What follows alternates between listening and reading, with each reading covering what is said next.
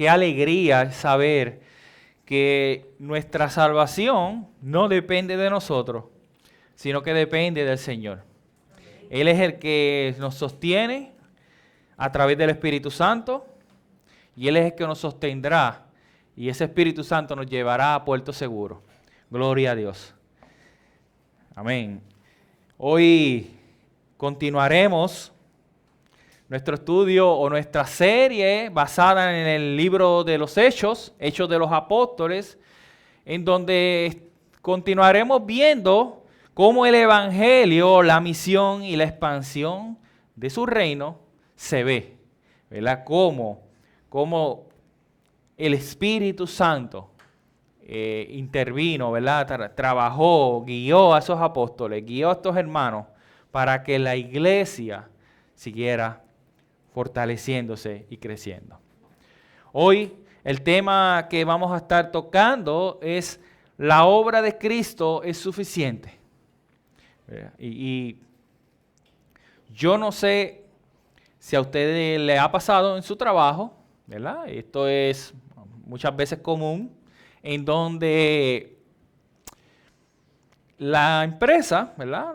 La cadena de tiendas tiene una política de cómo hacer las cosas, como por ejemplo, ¿verdad? Yo trabajé en un supermercado por muchos años y la política era todos los productos que la caducidad tiene más caducidad, ¿sabe? Más tiempo prolongado, se pone en la parte de atrás y se rota, ¿verdad? Eso es para que el cliente coja el que se va a expirar pronto para que así el producto dure más, ¿verdad? Y imagínense que hay estos empleados que se le dice esto es así es que se hace, y vienen ellos, lo están haciendo así, pero entonces llegan otros empleados que quizás no son de esa misma tienda y lo hacen como le da la gana. Le dicen, no, así es que se hace, y lo hacen diferente a cómo la política de empresa está pautada para hacer en ese caso.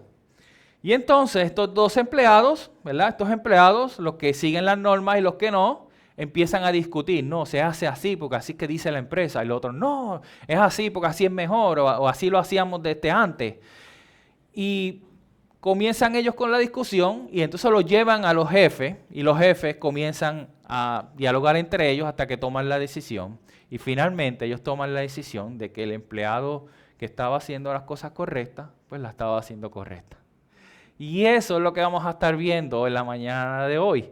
Hoy vamos a estar viendo cómo la suficiencia de la obra de salvación de Cristo quiso ser socavada por añadir algo más a la obra de la salvación de Cristo Jesús.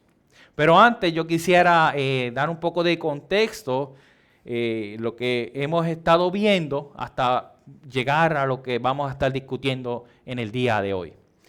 Después de que el Espíritu Santo apartara a Bernabé, a Pablo, para la obra que él tenía para ellos, ¿verdad? Pablo y Bernabé, comisionados por la iglesia de Antioquía, fueron enviados y emprenden su viaje. Ustedes se acuerdan, ellos ayunaron, oraron y enviaron, les pusieron las manos y enviaron a Pablo y Bernabé para la obra misionera que el Espíritu Santo le había conferido, ¿verdad? Y ellos comienzan el viaje y comienzan a predicar el Evangelio, pero también recibieron mucha oposición, lo que estuvimos viendo, y persecución. Y ellos recorrieron toda la región de Galacia, entrando a varias ciudades, ¿verdad? Y cuando llegan a Perge de Panfilia, ahí Juan Marcos, su ayudante, el ayudante que habían llevado, el primo de Bernabé, se aparta de ellos, los abandona y se vuelve a Jerusalén. Y ellos continuaron su viaje y llegaron a Antioquía, a la otra Antioquía, no la Antioquía de Siria, sino la Antioquía de Pisidia, en donde un gran número de personas escucharon el mensaje y lo creyeron. Pero al salir, los líderes de la sinagoga, llenos de celos, contradecían y hasta dicen en el texto que maldecían la palabra de Dios, ¿verdad? La palabra del Evangelio de Jesucristo. Y entonces cuando siguen Pablo y Bernabé predicando y ven que los judíos estaban rechazando, ellos se vuelven a los gentiles y comienzan a predicar el evangelio a los gentiles. Y entonces luego ellos continúan su viaje y llegan a Iconio, en donde Pablo realiza aquel gran milagro de un cojo de nacimiento y lo levanta, ¿verdad?, por el poder del Espíritu Santo.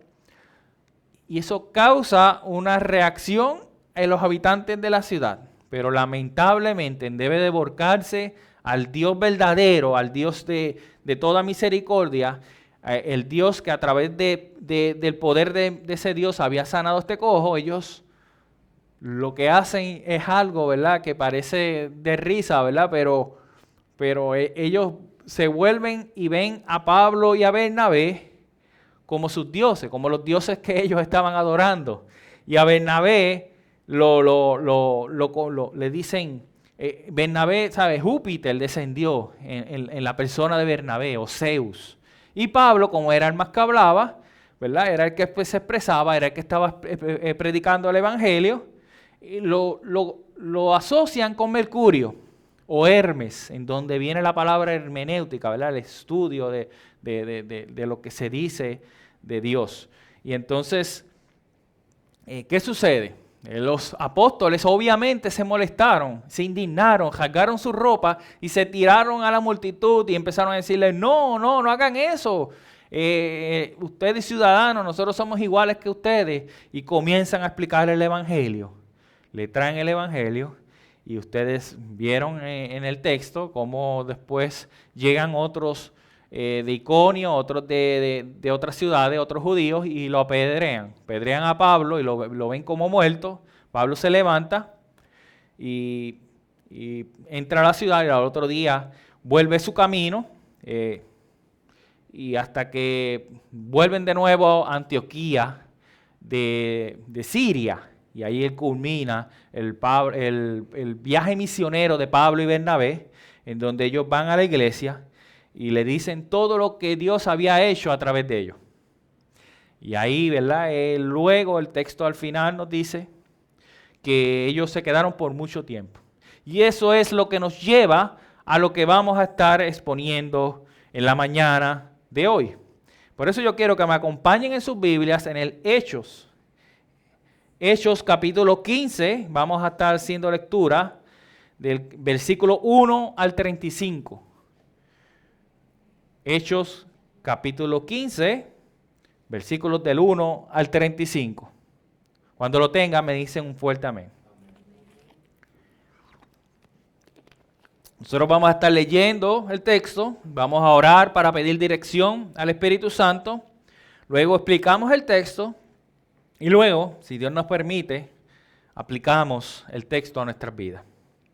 Así dice la palabra del Señor.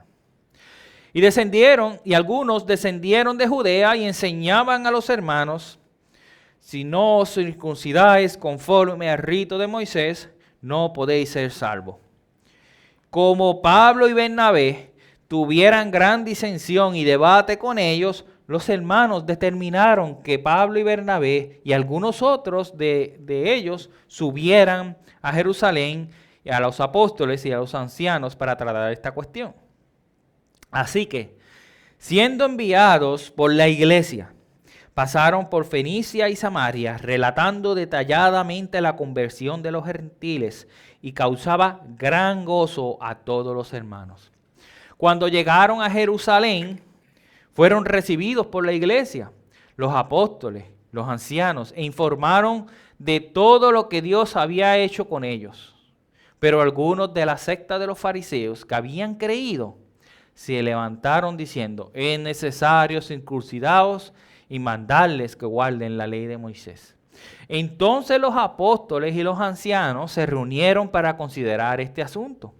Y después de mucho debate, Pedro se levantó y dijo, hermanos, vosotros sabéis que en los primeros días Dios escogió de entre vosotros que por mi boca los gentiles oyeran la palabra del evangelio y creyeran. Y Dios, que conoce el corazón, les dio testimonio, dándoles el Espíritu Santo, así como también nos los dio a nosotros. Y ninguna distinción hizo entre nosotros y ellos, purificando por la fe sus corazones. Ahora pues, ¿por qué tentáis a Dios poniendo sobre el cuello de los discípulos un yugo que ni nuestros padres ni nosotros hemos podido llevar?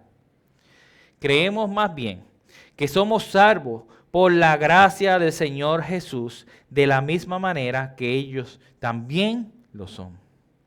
Toda la multitud hizo silencio y escuchaban a Bernabé y a Pablo, que relataban las señales y prodigios que Dios había hecho entre los gentiles por medio de ellos. Cuando terminaron de hablar, Jacobo respondió diciendo: escuchadme, hermanos. Simón ha relatado cómo Dios al principio tuvo a bien tomar entre los gentiles un pueblo para su nombre. Y con esto concuerda las palabras de los profetas, tal como está escrito: después de esto volveré y reedificaré el tabernáculo de David que ha caído, y reedificaré sus ruinas, y lo levantaré de nuevo, para que el resto de los hombres busquen al Señor, y todos los gentiles que son llamados por mi nombre, dice el Señor, que hace saber todo esto desde los tiempos antiguos.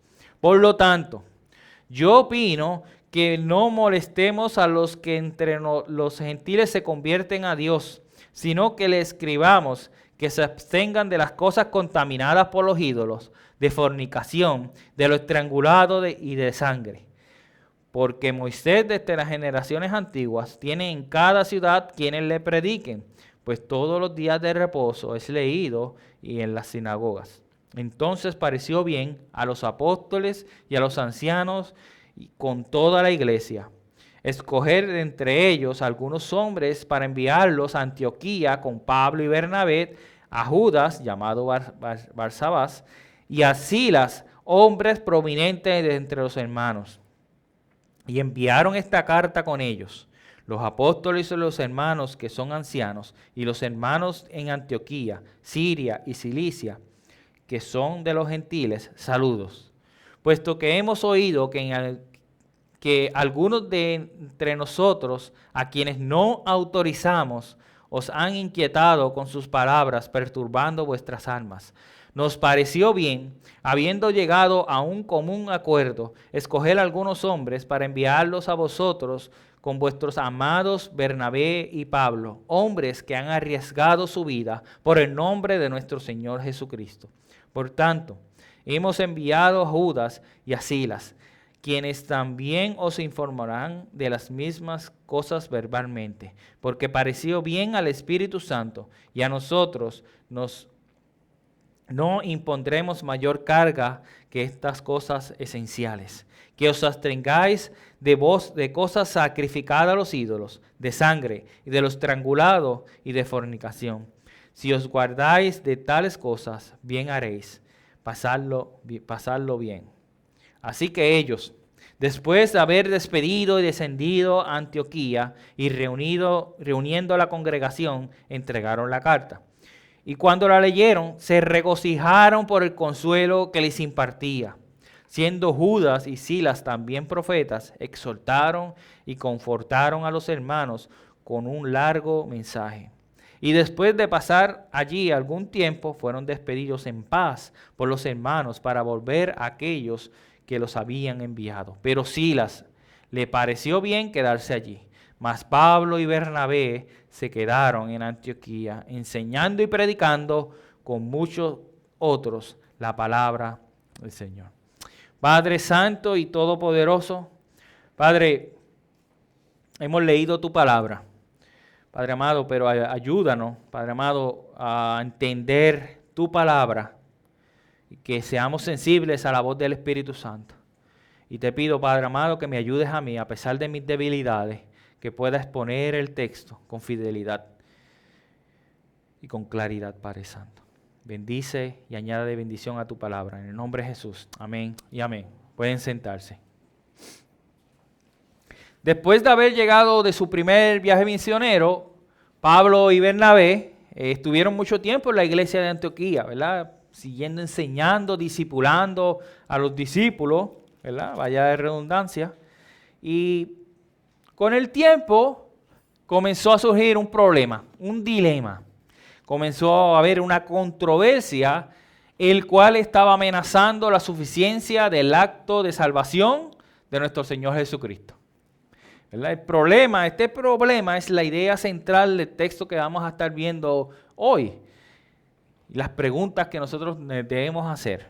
¿Será la salvación por obras, como la pusieron estos hermanos? ¿Habrá que añadirle algo a la obra de Cristo?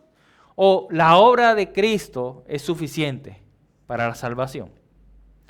Nosotros vemos de entrada en este versículo 1, cómo nos dice que algunos que descendieron de Judea, ¿verdad? Algunos cristianos que habían creído, descendieron de Judea y comenzaron a enseñar que si no se circuncidaban, ¿verdad? Eso venía de los ritos de la purificación en Moisés, pues no iban a ser salvos, no serían salvos. ¿Verdad? Recuerden, estos hermanos habían creído en Cristo y llegan estos otros diciéndoles, si no se circuncidan, no pueden ser salvos, no van a ser salvos. Aquí había un gran problema, porque había muchos gentiles en Antioquía que habían disfrutado de la salvación por muchos años.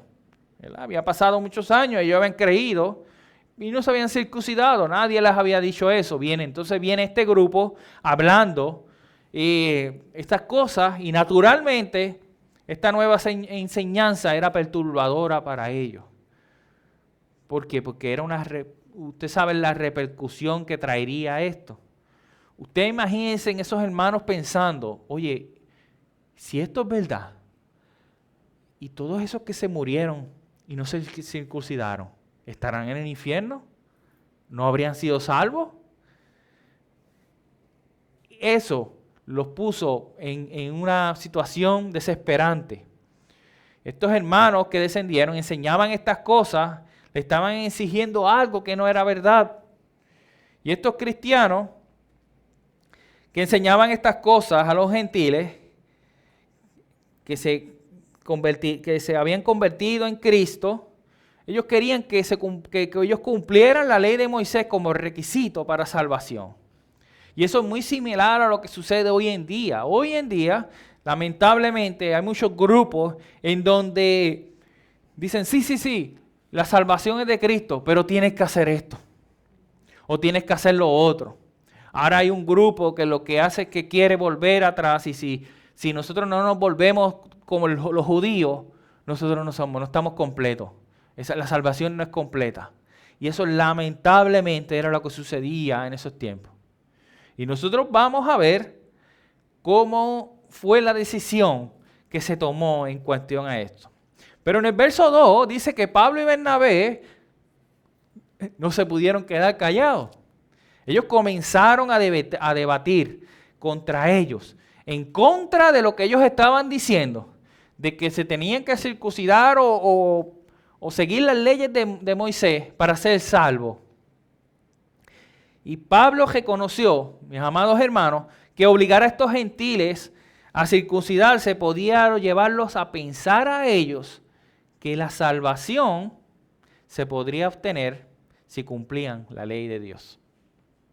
Y eso, para Pablo, no era negociable, porque él sabía que la salvación había venido solamente por la gracia de Dios, solamente por la gracia de Cristo.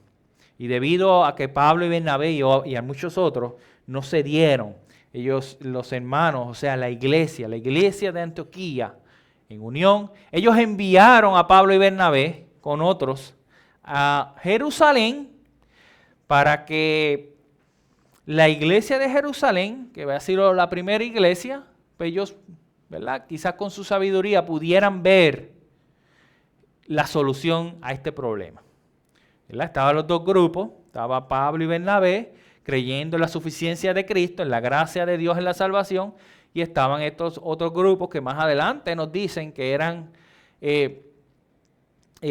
unos fariseos que habían creído en Cristo Jesús y que ellos pensaban que tenían que cumplir la ley de Moisés para obtener la salvación. Y ellos son enviados por la iglesia de Antioquía Y ellos van de camino y van por Fenicia y Samaria. Y como todo buen misionero, no desperdicia la oportunidad de proclamar en nombre de Dios, en nombre de Cristo. Y eso fue lo que hizo. Él fue a los hermanos de esa región y les contó lo que Dios había hecho por los gentiles, cómo la salvación había llegado a los gentiles. Y esto causó un gran gozo a todos los hermanos. Ese gran gozo que tiene que causar en nosotros cada vez que nosotros sabemos que hay alguien que se salva. Hay una fiesta, ¿verdad? Cada vez dice en el cielo, cada vez que un pecador se arrepiente y vuelve y viene a los brazos del Señor. Gloria a Dios, ¿verdad? Eso tiene que causar en nosotros un gran gozo. Luego en los versículos 4 y 5 nos habla de que ellos llegan a la iglesia de Jerusalén y son recibidos por la iglesia. Y ellos iban ahí a exponer, ¿verdad?, el gran problema que habían causado estos hermanos que descendieron de Judea, a enseñar que la salvación era por obras, ¿verdad? Y ahí estaban ellos, unos estaban enseñando que la circuncisión y los ritos de Moisés eran necesarios para ser salvos, y el otro lado estaba Pablo, Bernabé y los que lo acompañaban, predicando solamente a Cristo. Solo Cristo nos puede salvar. Pero primero, en la iglesia de Jerusalén, los apóstoles y los ancianos fueron informados de lo que Dios había hecho a los gentiles. Pablo y Bernabé le dicen a ellos lo que Dios había hecho a través de los gentiles. Y yo quiero hacer una clarificación, ¿verdad? Quiero ser enfático en esto. Es que la salvación es del Señor y solo del Señor. La salvación, la obra de Cristo en la cruz fue el pago por nuestra transgresión en contra de Dios. Tenemos que estar claros de esto. Tratar de añadir o quitarle a esa obra es atentar en contra de la suficiencia de Cristo en nuestra salvación. Solamente la salvación le pertenece a Dios. Sí, nosotros esa salvación, esa seguridad de salvación va a producir en nosotros buenas obras. Claro que sí. Eso tiene que ser la reacción en una persona, en un hombre, en una mujer salvados por Cristo, que nos produce en nosotros el buen hacer, las buenas obras. Y lo más glorioso es no tan solo que Dios nos salva, sino que Dios nos pone buenas obras para que nosotros caminemos en ellas. Por eso tenemos que estar bien claros. La salvación es del Señor. Y habiendo dicho esto, ahora continuamos viendo estos bandos, ¿verdad?, forcejeando lo que habían expuesto de lo que ellos creían. Disculpen. Estaban ahí los litigantes, ¿verdad?, como en un juicio entre los que iban a tomar la decisión más importante o más trascendental de la iglesia. Si ellos hubiesen decidido que la salvación había que añadirle algo a Cristo, eso iba a ser el desastre más grande de la iglesia, ¿verdad? Porque desde este inicio iban a estar por una vía torcida. Pero si decidían la verdad, lo que es la verdad, que es solo Cristo es suficiente para salvarnos, el resultado es el que vamos a estar viendo en breve. Luego vemos en los versos del 6 al 21 cómo estaban aquí los testigos, ¿verdad? Cómo estaban puestos después de que las dos versiones estaban dando en cuanto a la salvación, una es por gracia y la otra es por obra. Estaban ahí los apóstoles, dice que estaban los apóstoles, los ancianos, y estaban reunidos en una asamblea, en la iglesia, para resolver este gran problema. Y a esto, mis hermanos, es lo que se le conoce como el primer gran concilio de la iglesia o el concilio de Jerusalén. Este concilio que se celebró en Jerusalén probablemente en el año 48 después de Cristo, disculpen, Es uno de los eventos más importantes registrados en el libro de los Hechos. Este suceso fue trascendental, como les dije, para la vida de la iglesia. Luego, en los versos del 7 al 11, después, como dice el texto, después de que habían discutido por mucho tiempo, se levanta Pedro. Y después de tanto debate, se levanta el apóstol Pedro, y el apóstol Pedro comienza a recordarle la conversión de los gentiles en la casa de Cornelio. ¿Se acuerdan hace unas semanas atrás cómo vimos lo que Dios hizo a través de Pedro en la casa de Cornelio? Y él comienza diciéndole que también el Espíritu Santo había descendido. Dios le había dado el Espíritu Santo, al igual que ellos, a los gentiles. Y es bien importante porque Pedro es bien enfático, sin que subieran circuncidado, dando por entender de que la circuncisión no era necesaria para la salvación. Y Pedro continuó demostrando que Dios había purificado por la fe los corazones de estos gentiles y habían creído en Cristo Jesús. Entonces, en el verso 10 nosotros vemos a Pedro que se hace eco de las palabras de Jesús en Mateo 23:4, cuando habla de nuestro Señor Jesucristo, hablándole a sus discípulos, miren los fariseos, hagan lo que ellos dicen, no hagan lo que ellos hacen. Y entonces, hablando de eso, dice, atan cargas pesadas y difíciles de llevar y las ponen sobre las espaldas de los hombres, pero ellos ni con un dedo quieren moverlas. Y Pedro, haciendo eco a esas palabras, viene y le dice, hey, ustedes, esas cargas ni sus padres, ni nuestros padres, ni nosotros las pudimos llevar. ¿Por qué tenemos que imponerlas sobre ellos? Pero en el verso 11, Pedro le da el golpe contundente al debate. Y él dice, creemos más bien que somos salvos, escuchen bien, por la gracia del Señor Jesús. Por la gracia, por el regalo inmerecido, por el regalo que no podemos pagar, fueron salvos ellos. Y mírenlo como él le dice, de la misma manera que ellos también lo son. Nosotros fuimos salvos por esta gracia, pero ellos también. Pedro no estaba haciendo distinción. ¿Por qué? Porque él había aprendido por medio de la visión y por medio de lo que Dios le estaba diciendo, que Dios no hace distinción de personas. Aquí definitivamente quedó demostrado que es por gracia que ellos fueron salvos. Todos los que habían creído, creen y creerán en Jesucristo por gracia. Por gracia de Jesucristo es que somos salvos. Luego los versos 12 al 21, luego de que Pedro había dicho eso y la multitud hizo silencio, ya se acabó el debate. Y ahora Pablo y Bernabé terminan el relato de lo que Dios había hecho por medio de ellos.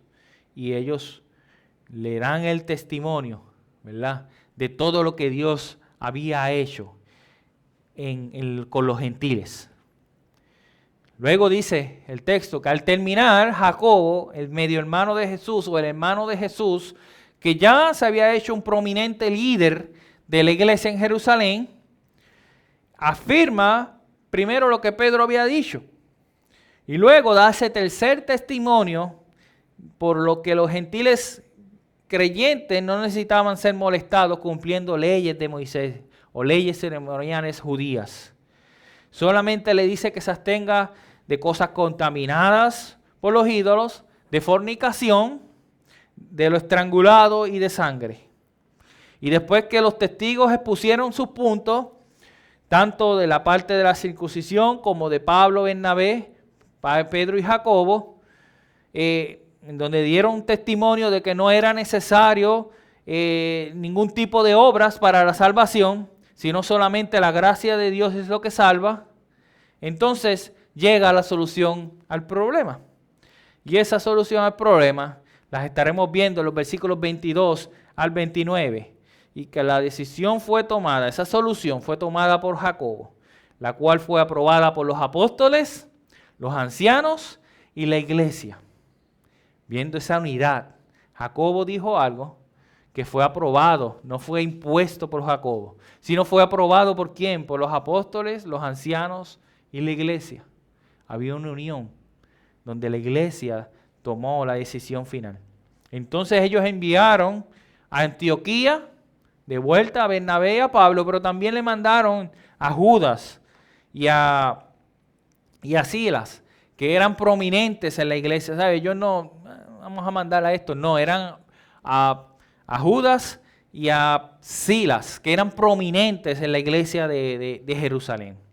Y con ellos le enviaron una carta en la cual estaba escrita la solución determinada por ese gran concilio de Jerusalén.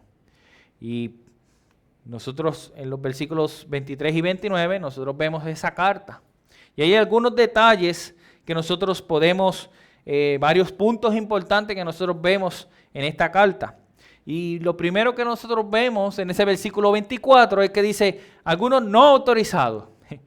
Ellos no dicen, no, estos no son cristianos, no vienen de la iglesia de Jerusalén. No, ellos dicen, sí, ellos vienen de la iglesia de Jerusalén, ellos, ¿verdad?, son cristianos, pero no están autorizados por nosotros. Y dice, no están autorizados a enseñarles, a molestarlos, dice, a molestarlos con esto, ¿verdad? Con estas enseñanzas. Ellos declaran que tales hermanos salieron de la iglesia de Jerusalén, aunque lo hicieron por su propia cuenta.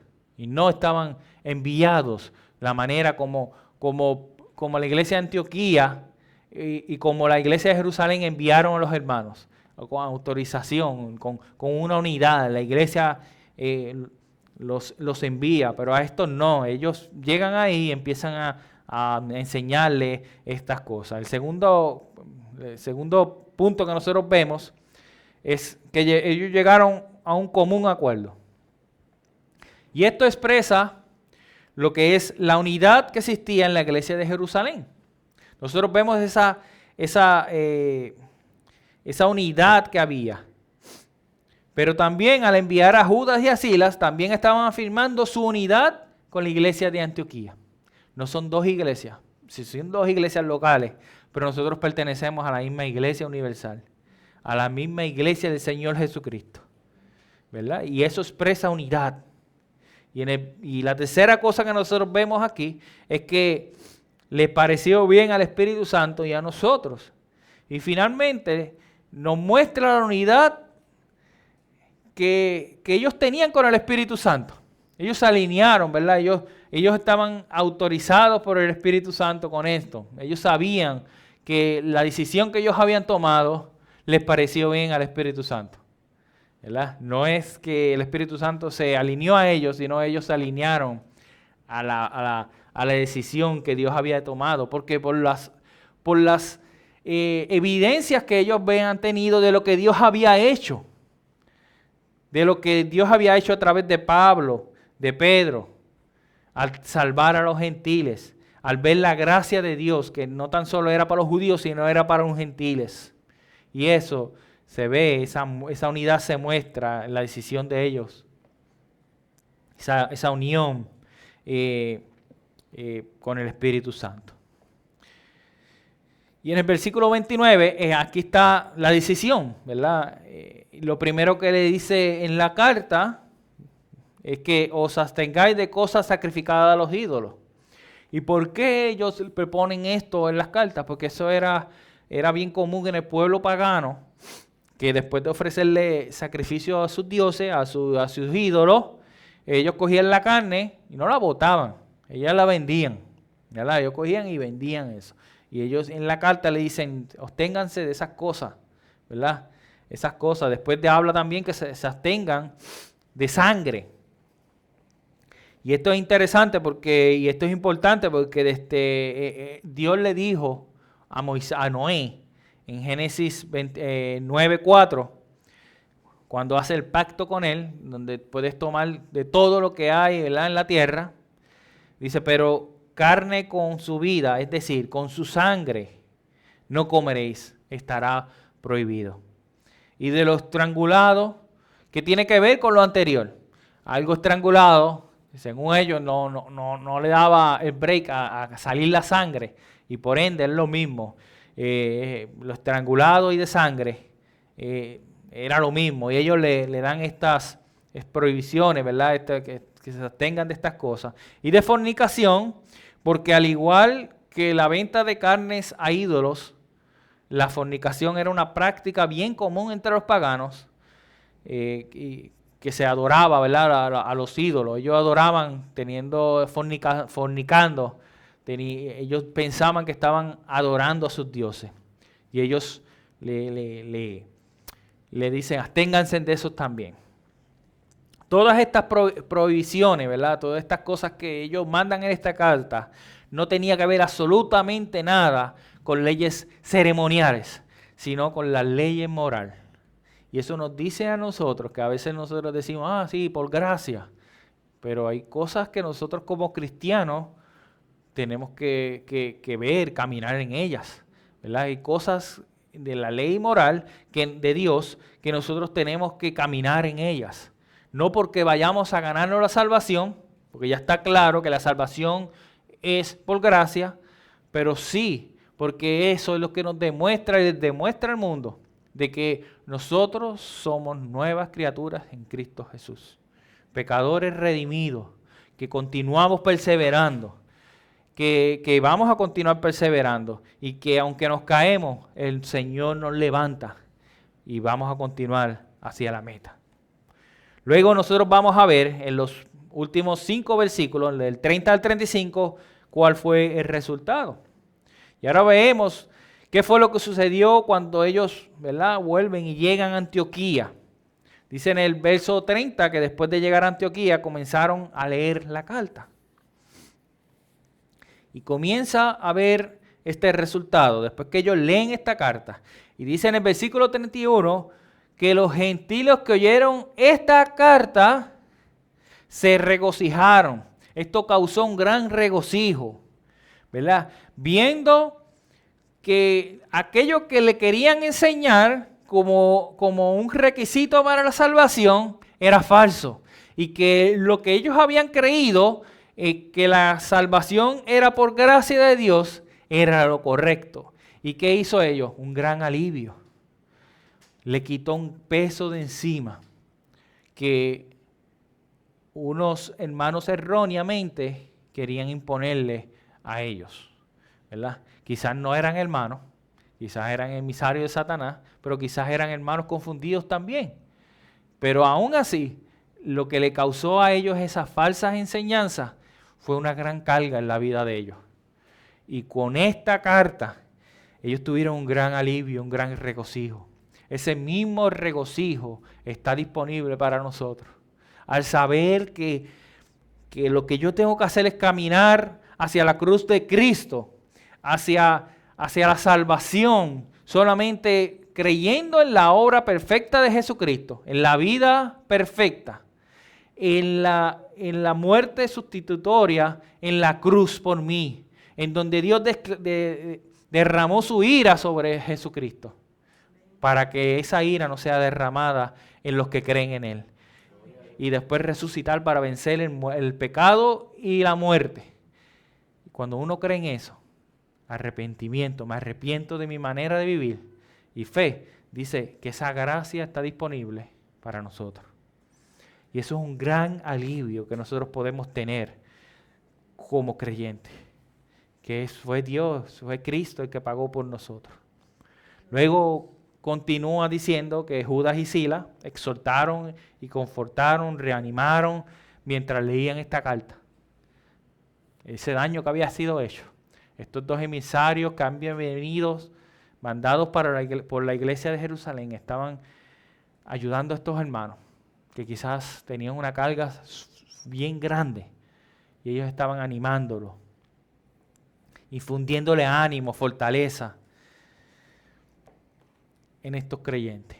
Porque como nos dice el texto, que ellos también eran profetas. Esa era una de las funciones que tenían los profetas del Nuevo Testamento. No es decir el futuro, es predicar el evangelio, reconfortar a las personas con lo que ellos hablan. Esa es la función del profeta del Nuevo Testamento. Luego dice que en los versos 35, 34 y 35, dice que la palabra del Señor continuó siendo enseñada y predicada. Después de haber resuelto eso, ellos no se quedaron celebrando, sí, ellos celebraron, pero ellos celebraron predicando y enseñando la palabra del Señor. Y eso es una de las cosas enfáticas que hace Lucas en el libro de los Hechos, que constantemente la gente se convertía, pero también se predicaba el evangelio constantemente. Y eso nos tiene que llamar a nosotros, en que la predicación y la enseñanza del evangelio tiene que estar presente diariamente en la vida del creyente. ¿Para qué? Para que nosotros podamos seguir creciendo a la imagen de Cristo. En Antioquía se siguió predicando y enseñando la palabra de Dios. Y Antioquía, y escúchenme bien, no Jerusalén, se convirtió en el centro del crecimiento y del desarrollo eclesiástico, del avance evangelístico.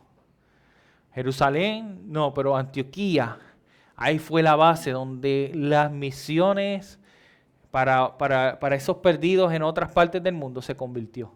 Siendo no tan solo el centro donde se enseñaba y se adiestraba a estos hombres y mujeres, y de ahí comenzó a salir la expansión del evangelio por medio principalmente del apóstol Pablo.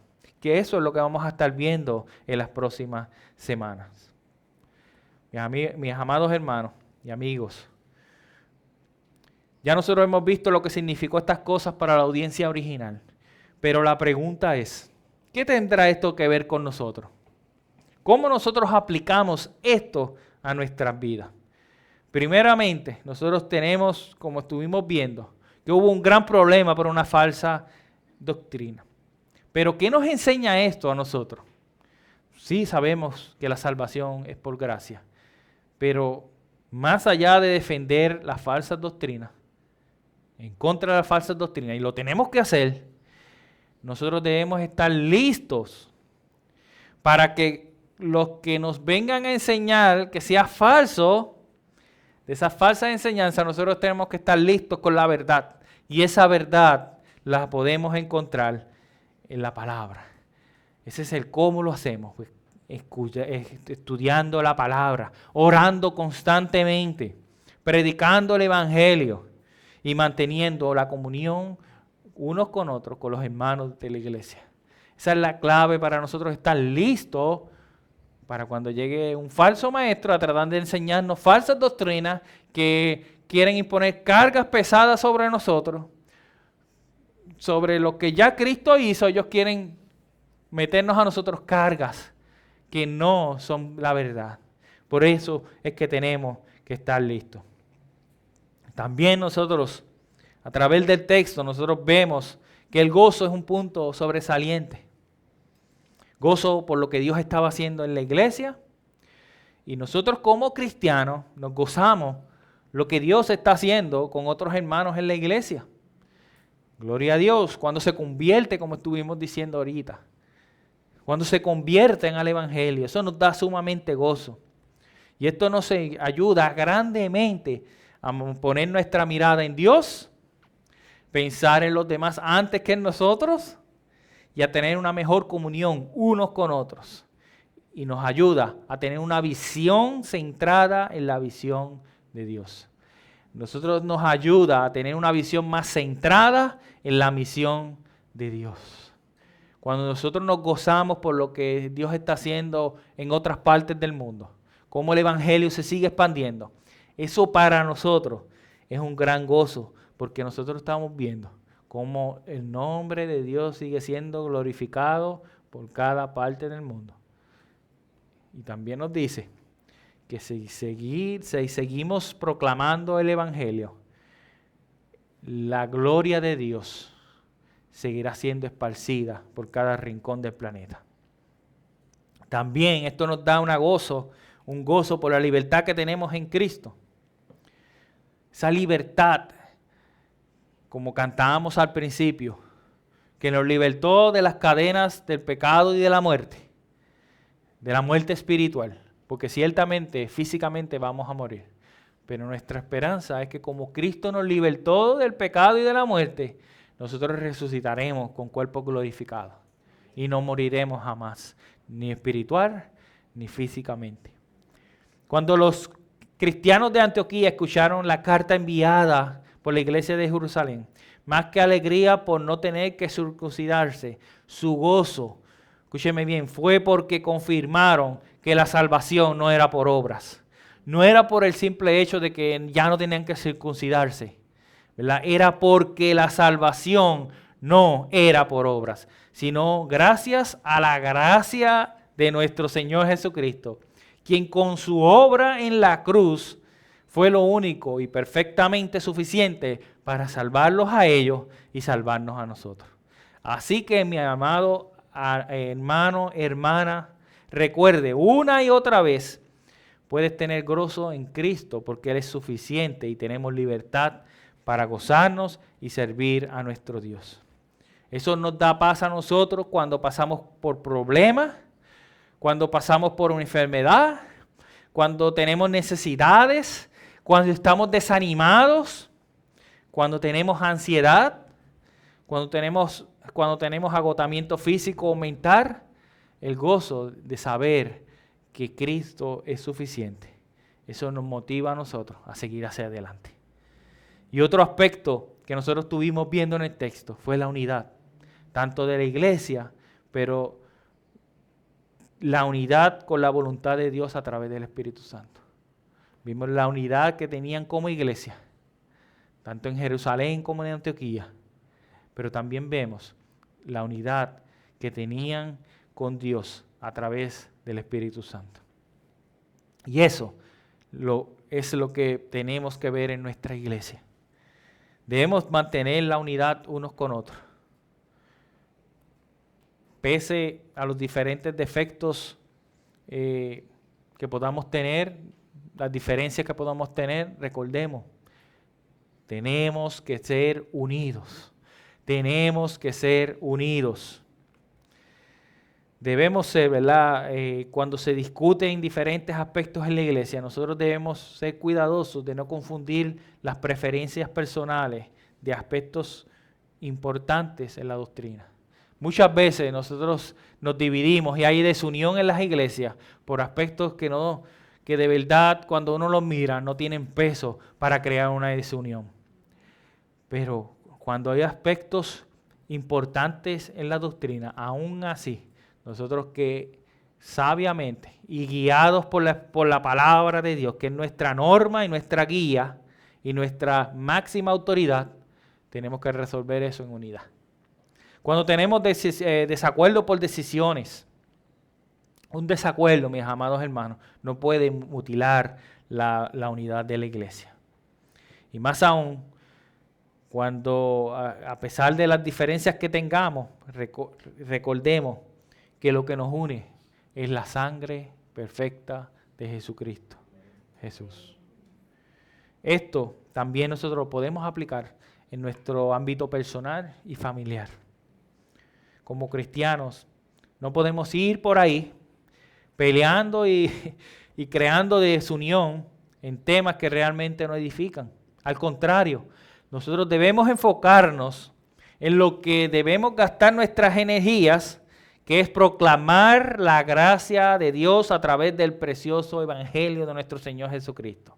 Es a través del evangelio de Cristo que podemos tener unidad en nuestras vidas. Solamente a través de ese precioso evangelio de Cristo es que nosotros podemos tener una real unidad en Cristo Jesús. No basta con simple aceptar una verdad bíblica, debemos aplicarla personalmente a la vida cotidiana. Los problemas de la iglesia no se resuelven al aprobar resoluciones, sino al poner en práctica las revelaciones que Dios nos da en su palabra. Así es que se resuelven los problemas. Y los problemas y las diferencias son oportunidades, mis amados hermanos, son oportunidades para nosotros crecer tanto en las tentaciones por divisiones unos acuerdos, ¿verdad? Son oportunidades para que nuestro crecimiento espiritual. Las iglesias tienen que esforzarse y dedicar tiempo para escuchar, amar y aprender. Miren lo que dijo el teólogo Warren Wiersbe. Dice, ¿cuántas disputas y divisiones dolorosas podrían haberse evitado si tan solo el pueblo de Dios le hubiera dado al Espíritu Santo tiempo para hablar y obrar? Y eso es cierto, muchas veces hay muchas divisiones, muchas disputas en las iglesias y en nuestro hogar. Y es porque no le damos tiempo. Queremos resolver las cosas ahora y a mi manera o para la calle. Pero no le damos tiempo al Espíritu Santo para que Él nos hable, para que Él obre en medio del problema. Y para concluir, mis amados hermanos, primero quiero dirigir unas palabras al creyente. Si tú estás en Cristo, la pregunta es, ¿tu fe descansa en la gracia de Dios a través de la suficiente obra de Cristo? ¿O piensas que necesitas hacer algo más para añadirle algo a tu salvación? Si tu fe no descansa en la gracia de Dios, pues vean arrepentimientos al trono de gracia, donde Dios te va a perdonar. Y camina y comienza a caminar con el gozo que solamente Cristo puede darnos. Pero si ya descansas en la gracia de Dios, continúa el gozo y la unidad que solo ofrece la suficiencia de Cristo. Y para aquel que nos escucha y no es creyente, pregunta es, ¿qué piensas sobre la eternidad? ¿Has pensado qué vendrá después de la muerte? ¿O piensas que haciendo cosas buenas o no estás haciendo mal a la gente, tienes gano el cielo? Tengo unas malas noticias para ti. Independientemente de lo que creas, la única verdad es que no puedes hacer ningún tipo de obras para ganarte el cielo. Tú puedes ser el tipo o tú puedes ser el hombre o la mujer más dadivoso en el pueblo. Tú puedes dar y dar y dar, pero eso no te lleva a la salvación. Solamente a través del arrepentimiento y la fe en la obra perfecta de Cristo y la obra suficiente de Cristo puede ser salvo del castigo eterno. Y mi exhortación, mi amigo o mi amiga, es corre desesperadamente al trono de gracia de Dios. Que Dios nos ayude a poner estas grandes verdades en práctica. Acompáñeme en oración. Amantísimo Padre Celestial, Rey de toda gloria, Padre, hemos expuesto tu palabra, Padre Santo. Padre, solamente queda ver el fruto, que solamente tú lo puedes dar, Padre Santo. Es tu palabra la que ha sido expuesta. Padre, yo te pido que eso se quede en nuestro corazón, en nuestra mente, y que pueda producir fruto, Padre Santo, de salvación, pero también de gozo y de unión, Padre amado. Mira cómo la iglesia en Antioquía y de Jerusalén mostraron la unidad que tenían al resolver ese problema. Padre, esa misma unidad la que nosotros necesitamos siempre. Padre, yo te pido, Dios mío, que nos ayudes a poner esto en práctica en nuestras vidas. En el nombre de nuestro Salvador y Rey y Señor Jesucristo. Amén y amén. Dios les bendiga.